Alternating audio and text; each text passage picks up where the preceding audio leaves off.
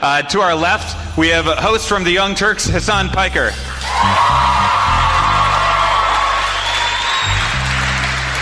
And on the right, we have the founder and executive director of Turning Point USA, Charlie Kirk.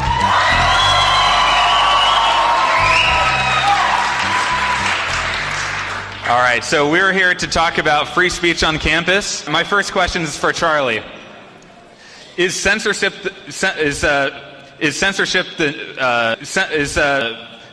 blocking free speech on campus today?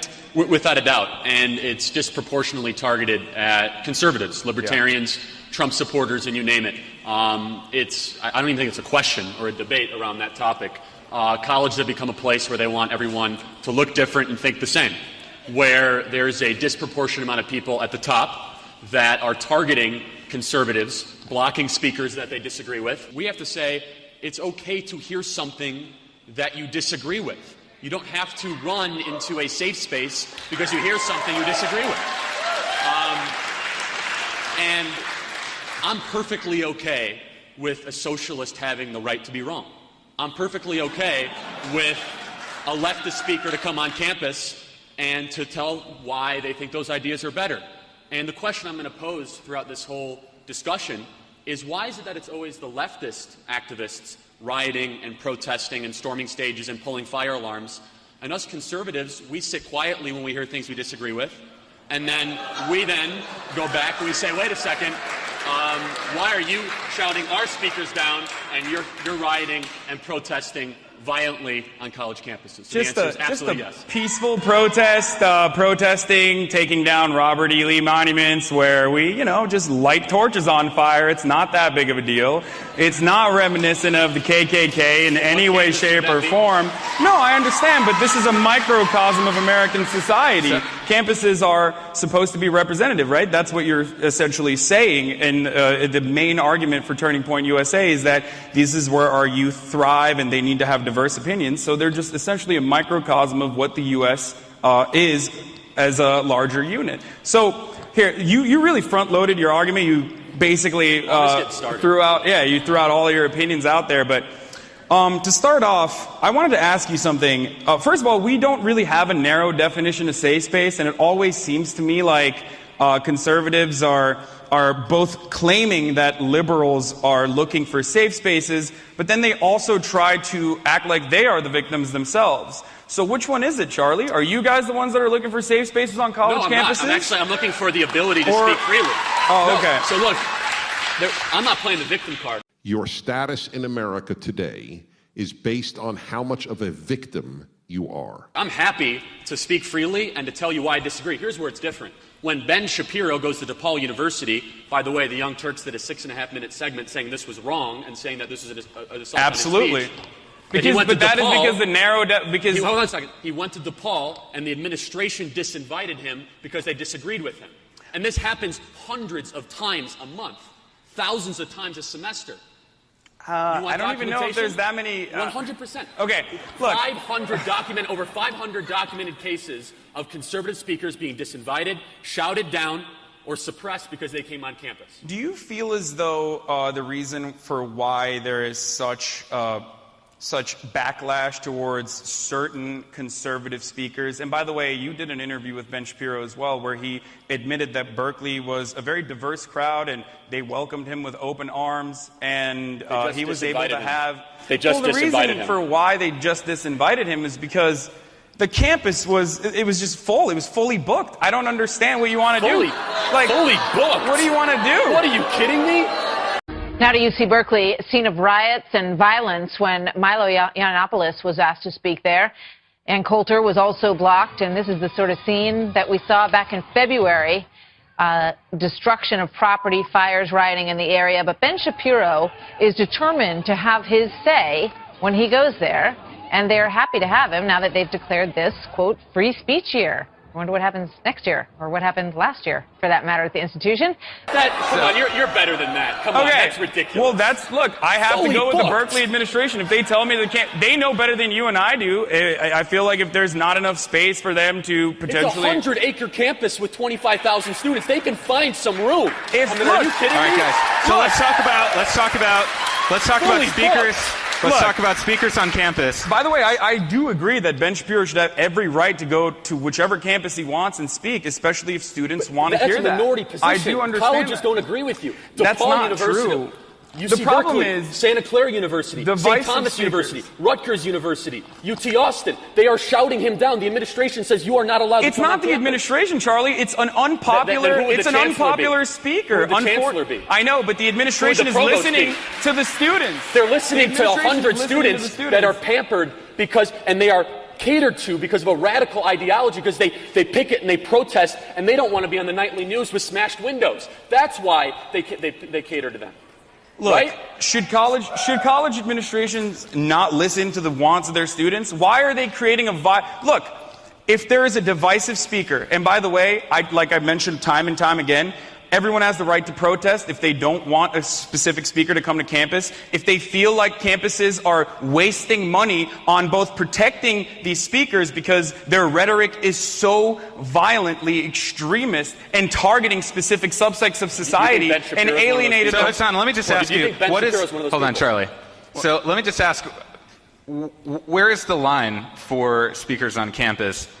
I think both of you say you support free speech. You want to have a diversity of ideas on campus. So let me ask you, Hassan, when does a speaker go beyond the line and they should be disinvited? Look, I think every speaker should be on campus. I personally agree with that. Even if they are violent Nazis like Richard Spencer, we agree that every speaker should be on campus. Yeah, I agree with that. And personally, in a perfect world, I wish people wouldn't protest and let them talk to a crowd of 30 other horny MAGA chuds that basically listen to the racist, violent shit that they have to say. And by the way, no offense, like I'm not saying all of you guys are horny MAGA chuds. I have plenty of friends that are conservative. MAGA chuds, same thing, right? No, not really. I think very elitist you and I, would agree that people that support Richard Spencer are absolutely insane. I would never support Richard Spencer. In fact, we've said time and time again. But the administration, speak on campus. But the same foundation that books you as a speaker, or Turning Point USA as a speaker on college campuses, also has fought to book Richard Spencer on college campuses. Also has fought to book, what is it, Young Republicans or something? It's like the Young Conservatives. What are you talking about? They have booked Richard Spencer. We've never booked Richard Spencer. I only go through my own organization. No, not you. Not Turning Point USA. I never speak on anyone except my own behalf. I have no idea what you're talking about. The same organization that fights for the rights under the pretense of free speech for Richard Spencer to talk on college campuses and Milo Yiannopoulos to talk on college campuses, for Ted Nugent to talk on college campuses, a person who has called for the assassination of the president. If Obama is elected, I will either be dead or in jail. Time and time again, also has booked you or has fought for your right to talk on college campuses. And I will fight for their right to talk on college campuses. And when they go, people won't show up. They'll look like idiots, which Richard Spencer is. And more speech is the answer to hate speech, not less speech. Yeah, allowing more ideas and perspectives to be heard. By the way, going back to the safe space argument. Let's talk about safe spaces. So when you're against safe spaces, you're essentially against people that feel like they've been victimized, that do end up harming themselves or committing suicide even in the worst cases possible, and you're against that. So let's talk about safe. Your definition of a safe space is not what they've become. You're talking about But you didn't even go to college. You don't know what safe spaces are like on every college. I don't understand. I run an organization on 1,200 college and high school campuses. You run an organization that tries to indoctrinate youths to an unpopular idea that not a lot of people to believe in the values of free markets and the Constitution. I know. What's going on with indoctrination on college campuses. You're such a big free markets fan. I'm a big free market guy. No, I understand that. You're such a big free markets fan, except you created an organization that essentially tries to game the system, that it seems as though college campuses that are largely progressive, as you've self-admitted, are not necessarily progressive in their representatives, in the elected student officials. Well, so how is that free market? If you're such a free market advocate, then why don't you just go out and create a college campus that has conservative leanings? Why don't you just create a college that has conservative professors? Is it because Trump University was like kind of an instance of that and it failed spectacularly? So there's a lot there. So if you want to put Turning Point USA on trial, I'm more than happy to defend how we had 1,000 young women attend our Young Women's Leadership Summit, the largest young Latino leadership summit, high school leadership conference, chapter leader summit. We're the fastest growing young conservative organization in the country. I'm happy to defend that. But back to what you're saying about safe spaces, there's a difference between a place where people can seek needed mental health assistance and a place where it is discriminatory against other students on campus, and that creates a culture that is inherently, quite frankly, it creates a generation looking to be offended by something with microaggressions and trigger warnings. And they're walking around and saying, I need a safe space because I heard an idea I disagree with. So, Charlie, just to get back to the original question here. It is interesting to me, though, that you feel as though you know what's best for the entire student population of America. Did I say once, get rid of safe spaces? Did I say that? I say they're wrong. And I say we're going to fight back against them. So you want something There's that's a difference wrong between abolition and making commentary wrong. on them. There's a difference between I want to abolish it and making commentary on something. Oh, okay. So you don't want to abolish safe spaces. You think that No, I think we should laugh at them and mock them and say, you need a safe space because George Will came on campus? Like, you're a snowflake and you're really soft. And that's ridiculous. Look, Charlie, I love the snowflake narrative that conservatives... No, it's true. One sec. Let me just ask Charlie. I love the snowflake narrative that conservatives consistently try to advance when you guys are also snowflakey as hell when it comes to things like Starbucks cups and how this is a Judeo-Christian country. Whenever the white supremacy narrative is checked by anyone on the other side, God forbid it's a minority as well, every conservative runs around looking for their own safe space. Maybe you should just create conservative safe spaces that are not just golf clubs, country clubs and back rooms at Goldman Sachs. Just create a safe space on college campus. You're a free market guy. Just create it. I'm just curious. Just curious, Charlie, because we were talking backstage about kind of our respective experiences. What triggered your whole passion for this issue? I'm just careful choice of words here. But what sparked your passion for this issue? Because you probably didn't have personal experience with safe spaces early on. It sounds like it came later for you. Maybe you wouldn't be so conservative if you had your own personal safe space when you were growing up. Or maybe... Like, what was the first thing? I'm just curious. I grew up in a very liberal part of Chicago and went to public high school. And when you're surrounded by people that you disagree with, you want to do one of two things. You either dive deep and you learn more about the values that you hold true, or you just walk away and you really don't care. And I decided to learn more about free markets, read Milton Friedman, read more about the great thinkers of in our country's history. And I said, hey, there's a movement that needs to be started on our high school and college campuses, and the results speak for themselves. But on a different note, I'm not saying by any means, I'm a voluntary free trade association guy. I'm not saying you shouldn't be allowed to form those groups or those safe spaces on campus where the difference is made. Suck. Yeah, I think they're dumb, and I think they're stupid, and I have a right to say that. No, but when I say that, they say you do. committed a microaggression, or you committed a trigger warning, or I have to fill out a bias incident response team against you. By the way, I'd love to have you talk about that one. And that's where it crosses the line. It's commentary. For someone who consistently talks about how I'm putting words in your mouth, you constantly act like I'm the type of person who says trigger warnings and you're committing a microaggression against me. So that's the problem. Not everyone is as weak as you try to portray them to be. But if there are people that genuinely look for somewhere, that look to others to talk to them, to heal themselves in some capacity, why is that such a big thing that you're triggered by? How does that infringe on your liberties? Because one of the things that I hate, one of the things that I don't understand, and it really bothers me, is how much conservatives that talk about freedoms and how they're in favor of protecting your freedoms like to infringe on other people's liberties. Why am I saying doing that? I'm saying you can do that, and there's something very wrong about it, and you're a soft person. For example, if Donald Trump comes to your campus... Do I strike you as a soft person? Not you. I'm saying the people that need safe spaces on college campuses because Donald Trump shows up. Yeah, I know. Rape victims are so soft. No, seriously. Soft.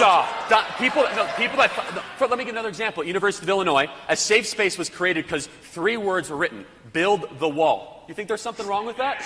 Because you need a safe space because 3 words were written. Why do you think there's something wrong with building a safe space because someone wrote build the wall? That's what I don't understand. I think they're very soft. It's commentary on our generation. Okay, you can do that. Why are you making... Let them be softer, and if you think that your argument is stronger, then in the free market of ideas, your arguments will eventually win. The reality is, the freedom of speech gives you the right to say whatever the hell you want. But it doesn't give you the right to be popular, Charlie.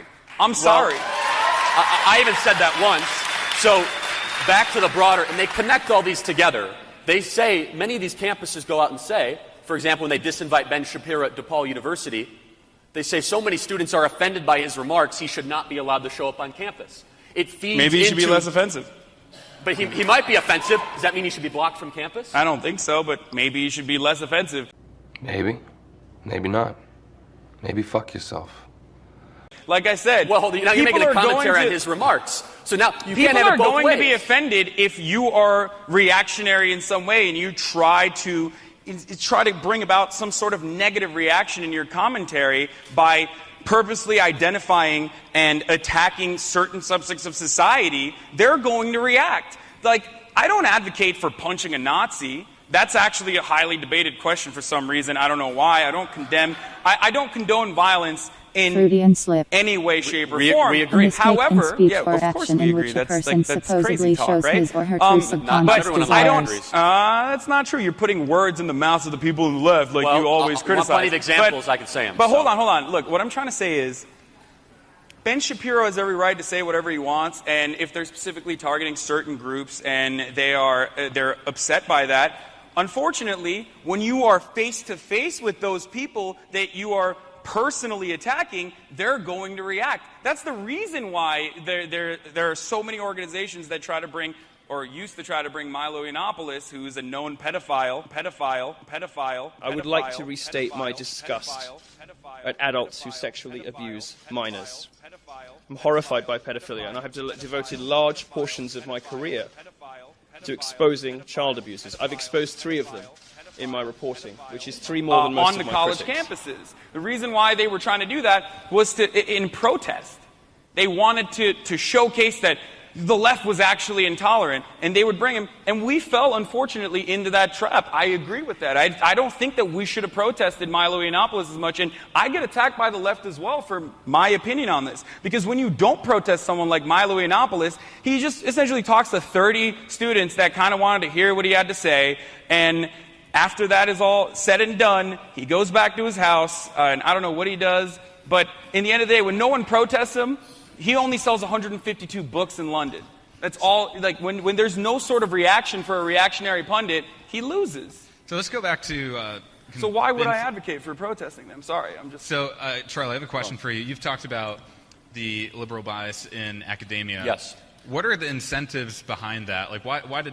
In your perspective, why did that come to be? Well, there's a lot of reasons, and it's undeniable that professors are tilted far to the left. An independent study showed that professors 12-1 are registered Democrat versus Republican.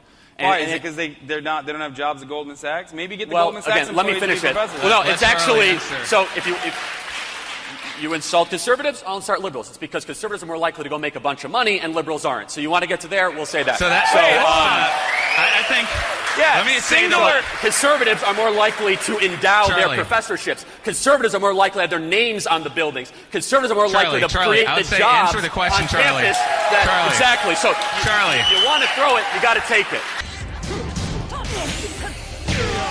Oh no, I'll absolutely, take it. Look, the reason, Jared Kushner can only get into college if his dad pays Harvard $3 million.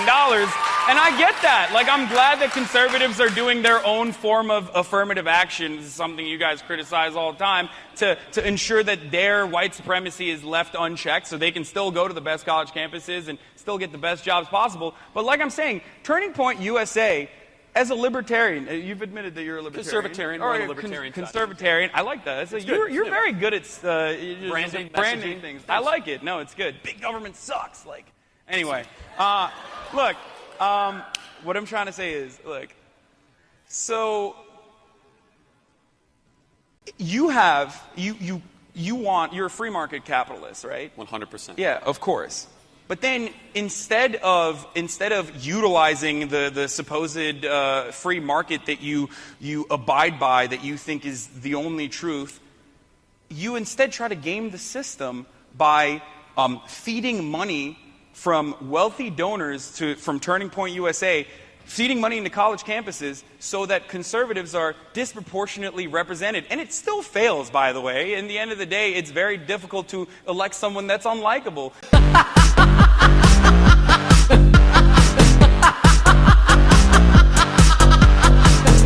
It's very difficult to elect a conservative student body leader in a college campus that is largely progressive. So why are you if you're criticizing the system, you have every right to do so. But then why are you taking advantage of the system and trying to game it in your way? It's almost like you want more regulations so that they enforce your opinions on college campuses rather than. I'm not exactly sure your question. Like, why do we start? Why do we start chapters? USA is basically like a PAC for absolutely not. We're a grassroots elections. Student movement on thousands of campuses across the country. We had 1,000 young women at our leadership summit, Who are organically rising up. Who are your we have donors? over 7,000 donors across the country. You want to see it? Go to our website. Who are your biggest donors? You want to name them? Go to our website. Check out the website. All right, take care. People that have started huge companies, people that have been very successful. Our average contribution is lower than Bernie Sanders' average contribution, so we're kind of proud of that. It's $52. Bernie Sanders was $73, so we're very proud of that. Grassroots movement of big donors, small donors, tax-deductible organization focused on training, activating, and educating young people around these values. Indoctrinating people into progressive ideologies enlightening that no and one exposing, wants. not indoctrinating. If our movement was so sucky, then why are we growing like leaps and bounds and chapters starting all across the country? So I'm happy. I'm happy that there's an organization that is actually representative of conservative. Can I ask a question, Charlie? Do you want to? Yes. Talk about how academics. I think there was a question. There was a question, right? yeah. Before I got interrupted. So. Nigga, you ain't got to explain shit. I've been robbing motherfuckers. I don't remember asking shit you a with the goddamn same clip thing. and the same 4.5, 2-point blank. A motherfucker sure to die. That's my word. Nigga even try to bogart. Have his mother singing It's So Hard. Yes, love your fucking attitude because the nigga play pussy.